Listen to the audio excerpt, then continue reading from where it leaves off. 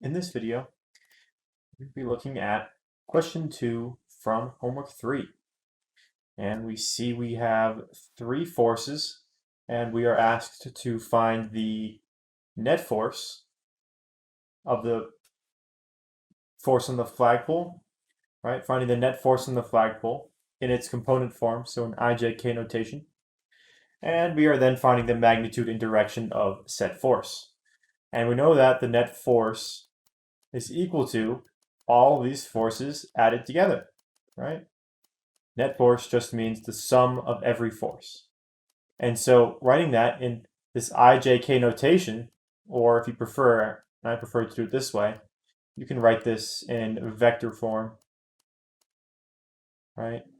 F1 or F2 is 200I, which means its J is 0, plus, this is sort of 0I and negative 600J. Should be a vector. And all we have to do is add up the x component. 400 plus 200 is 600. Plus 0 doesn't do anything. We have minus 500 plus 0 minus 600, which gives us negative 1100. So all you're doing is adding up the individual x and y components. And this is the answer to part A. And in part B, we are asked to find magnitude and direction. We'll call this F resultant, FR. And remember, the magnitude is going to be the square root of both terms x and y squared. And if we had a z, we would add the z in there too. Putting this into a calculator gives us 1252, and our units are newtons. And that's the magnitude. And we know our equation for the angle given by a vector is like the y component divided by the x component. And in this problem, we know theta is going to be the inverse tangent of both sides. And our y value is 1100. Our x value is 600.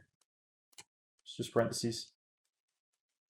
And this gives us a theta of 9.5 degrees. And we see that, well, we have a positive x component, a negative y component. Well, that means that our resultant points into the fourth quadrant, down and to the right.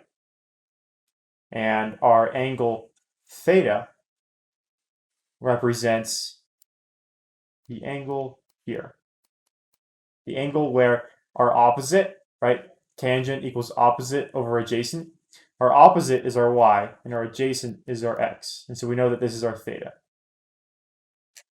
And so our resultant vector points down at an angle of 9.5 degrees below the horizontal with a magnitude of 1,252 newtons.